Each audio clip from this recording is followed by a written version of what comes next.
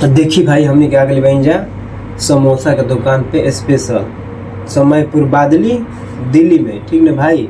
तो हमने के आज विश्वकर्मा भगवान के पूजा रहे कंपनी में, काहे से दीपावली बाद जब विश्वकर्मा पूजा होला भाई 17 तारीख हमारे लेखा बिहार लेखा ना होला, ठीक ना भाई, दिल्ली में।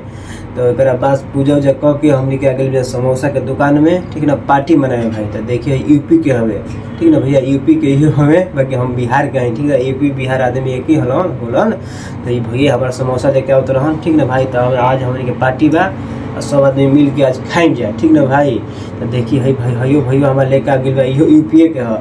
देखो तेरा बूढ़ा के, बूढ़ा बहुत गाड़ी दिला, बताए क्या कहला, बही चोदवा खाली कह भाई। हमार तो एक बूढ़ा बहुत हंसी मरला, बहुत मजा वाला, ठीक ना भाई।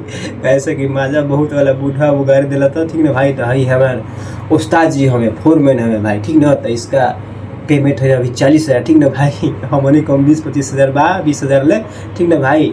तो सोचनी हम तो सबके समोसा के तनी दिखा दी थोड़ा सा अच्छा से, हम चटनी धर लगल बनी, ठीक ना भाई। तो उस्ताद जी हमारे हंसत रहन, ठीक ना भाई। उस्ताद जी का कहनी तो ठीक नहीं, तो फोरमैन कहा लू, ठीक ना। कैसे कंपनी के सब देखभाल करे ले, ठीक ना। इनका बहुत एकदम खीस भर रहे, जब खींच के कोई दिक्कत नहीं के भाई। तो समोसा हम खा के वो सबके टेस्ट बताओ तनी, ठीक ना भाई। तो देखी समोसा तो बहुत मस्त रहे, तो वो सब खाए के मन हो तो समयपुर बादली में आ जाए भैया। ओके।